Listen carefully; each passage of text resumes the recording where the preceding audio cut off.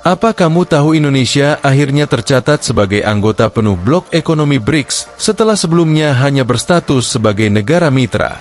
Pengumuman tentang status anggota Indonesia terbaru diumumkan oleh pemerintah Brasil sebagai pemegang keketuaan BRICS 2025. Indonesia telah resmi menjadi anggota penuh BRICS, sebuah blok ekonomi yang terdiri dari Brasil, Rusia, India, Tiongkok, dan Afrika Selatan. Pengumuman ini disampaikan oleh Brasil, yang memegang presidensi BRICS pada tahun 2025. Keputusan untuk menerima Indonesia sebagai anggota penuh disepakati dalam KTT BRICS 2023 di Johannesburg. Namun, Indonesia secara resmi bergabung setelah pemerintahan baru di bawah Presiden Prabowo Subianto mulai menjabat pada Oktober 2024. Bergabungnya Indonesia dengan BRICS mencerminkan peran aktif negara ini dalam isu-isu global dan komitmennya untuk memperkuat kerjasama multilateral demi mewujudkan tatanan global yang lebih inklusif dan berkeadilan. Dengan menjadi anggota penuh, Indonesia kini memiliki kesempatan untuk berpartisipasi lebih aktif dalam berbagai inisiatif dan program yang digagas oleh BRICS, termasuk upaya reformasi tata kelola global dan penguatan kerjasama Selatan-Selatan. Namun, langkah ini juga menimbulkan kekhawatiran di kalangan negara-negara Barat, terutama terkait dengan potensi pergeseran aliansi geopolitik dan upaya BRICS untuk mengurangi ketergantungan pada dolar AS dalam transaksi internasional. Secara keseluruhan, keanggotaan Indonesia dalam BRICS diharapkan dapat membawa manfaat ekonomi dan politik, sekaligus memperkuat posisi Indonesia di panggung internasional sebagai bagian dari aliansi negara-negara dengan ekonomi berkembang. Apa itu BRICS? BRICS adalah sebuah blok ekonomi dan politik yang terdiri dari 5 negara besar dengan ekonomi berkembang, yaitu Brasil, Rusia, India, Tiongkok, China, dan Afrika Selatan. Nama BRICS merupakan akronim dari inisial kelima negara anggotanya. Blok ini bertujuan untuk memperkuat kerjasama ekonomi, perdagangan, investasi, serta politik di antara anggotanya, sekaligus menciptakan keseimbangan dalam sistem global yang didominasi oleh negara-negara maju. Sejarah terbentuknya BRICS. Awal mula, BRICS pertama kali dicetuskan pada tahun 2001 oleh seorang ekonom bernama Jim O'Neill dari Goldman Sachs. Dalam laporannya, ia menyebut bahwa negara-negara seperti Brasil, Rusia, India, dan Tiongkok memiliki potensi besar untuk menjadi kekuatan ekonomi baru yang mendominasi pasar global pada tahun 2050. Pembentukan resmi. Pada tahun 2006, Brasil, Rusia, India, dan Tiongkok mulai mengadakan pertemuan informal di sela-sela sidang umum PBB. Pertemuan ini menjadi awal pembentukan kelompok yang dikenal sebagai BRIC tanpa S. Masuknya Afrika Selatan. Pada tahun 2010, Afrika Selatan secara resmi bergabung dengan kelompok ini, mengubah namanya menjadi BRICS. Tujuan utama BRICS: memperkuat kerjasama ekonomi. Anggota BRICS berkomitmen untuk mendorong perdagangan dan investasi di antara mereka, mengurangi ketergantungan pada negara-negara Barat, mengatasi ketidaksetaraan global. BRICS bertujuan menciptakan tatanan ekonomi global yang lebih inklusif dan adil, dengan fokus pada negara-negara berkembang, mengurangi ketergantungan pada dolar AS. Salah satu agenda utama BRICS adalah mempromosikan penggunaan mata uang lokal dalam perdagangan internasional, kerjasama teknologi dan inovasi. Negara-negara anggota bekerja sama dalam bidang teknologi, pendidikan, kesehatan, dan infrastruktur. Anggota BRICS dan kekuatan ekonominya. Brasil. Sebagai negara terbesar di Amerika Selatan, Brasil memiliki kekuatan dalam sektor agrikultur, energi, dan pertambangan. Rusia. Rusia dikenal sebagai eksportir besar minyak, gas, dan sumber daya alam lainnya, sekaligus memiliki kekuatan geopolitik yang signifikan. India. India merupakan pusat teknologi informasi global dan memiliki salah satu populasi terbesar di dunia yang berkontribusi pada pertumbuhan ekonomi cepat. Tiongkok. Sebagai ekonomi terbesar kedua di dunia, Tiongkok adalah pemain kunci dalam perdagangan internasional, manufaktur, dan inovasi teknologi. Afrika Selatan. Afrika Selatan menjadi pintu gerbang ekonomi untuk kawasan Afrika dan memiliki kekuatan dalam sektor pertambangan serta logistik. Prestasi utama BRICS. Pembentukan New Development Bank, NDB. Pada tahun 2014, BRICS membentuk New Development Bank sebagai alternatif dari lembaga keuangan global seperti IMF dan Bank Dunia. Bank ini fokus pada pendanaan proyek infrastruktur dan pembangunan di negara-negara berkembang. Promosi mata uang lokal. BRICS mendorong penggunaan mata uang lokal dalam perdagangan untuk mengurangi ketergantungan pada dolar AS. Kerjasama dalam penanganan pandemi. Selama pandemi COVID-19, BRICS berkolaborasi dalam berbagi teknologi medis dan pengadaan vaksin. BRICS dalam tatanan dunia. BRICS sering dipandang sebagai penantang dominasi negara-negara maju dalam sistem global, terutama Amerika Serikat dan Uni Eropa. Blok ini memiliki agenda reformasi lembaga internasional seperti PBB, IMF, dan Bank Dunia agar lebih mencerminkan kepentingan negara-negara berkembang. Bergabungnya Indonesia dengan BRICS. Indonesia menjadi salah satu negara yang akhirnya diundang untuk bergabung sebagai anggota penuh. Hal ini mencerminkan potensi besar Indonesia dalam perekonomian global serta perannya yang semakin penting di dunia internasional. BRICS tidak dibentuk oleh satu individu atau organisasi, melainkan muncul sebagai hasil dari pertemuan dan kerjasama antara negara-negara berkembang dengan potensi ekonomi besar. Namun, ide awalnya berasal dari seorang ekonom bernama Jim O'Neill dari Goldman Sachs pada tahun 2001. Dalam laporan yang ia tulis, ia memperkenalkan istilah BRIC, Brasil, Rusia, India, dan Tiongkok sebagai kelompok negara dengan pertumbuhan ekonomi yang cepat dan potensi besar untuk mendominasi perekonomian global di masa depan. Berikut tahapan pembentukan BRICS. Konsep awal oleh Jim O'Neill, 2001 sedih. Jim O'Neill merumuskan istilah BRIC dalam laporan ekonominya sebagai cara untuk menyoroti potensi ekonomi besar negara-negara ini. Pertemuan pertama BRIC, 2006 sedih. Brasil, Rusia, India, dan Tiongkok mulai mengadakan pertemuan informal di sela-sela sidang umum PBB pada tahun 2006. Inilah awal kerjasama yang lebih konkret di antara negara-negara ini.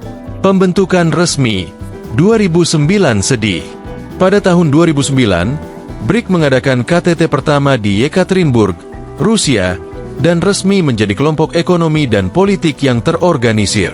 Fokusnya adalah memperkuat kerjasama multilateral, reformasi sistem keuangan global, dan meningkatkan pengaruh negara-negara berkembang. Afrika Selatan bergabung, 2010 sedih. Pada tahun 2010, Afrika Selatan secara resmi diundang bergabung dalam kelompok ini, sehingga namanya berubah menjadi BRICS. Pembentukan BRICS adalah hasil kerjasama kolektif dari negara-negara anggotanya, tanpa satu negara atau individu yang secara khusus mendominasi prosesnya. Bergabungnya Indonesia sebagai anggota penuh BRICS membawa berbagai manfaat strategis dan ekonomi yang signifikan. Berikut adalah beberapa manfaat yang bisa diperoleh Indonesia. 1. Akses ke pasar global yang lebih luas. Sebagai anggota BRICS, Indonesia memiliki akses ke pasar ekonomi yang mencakup lebih dari 40 populasi dunia dan menyumbang hampir 25% dari PDB global. Hal ini membuka peluang besar untuk meningkatkan perdagangan dan investasi dengan negara-negara anggota BRICS seperti Brasil, Rusia, India, Tiongkok, dan Afrika Selatan. 2. Penguatan posisi di ekonomi global. Indonesia dapat memainkan peran yang lebih signifikan dalam merumuskan kebijakan ekonomi global.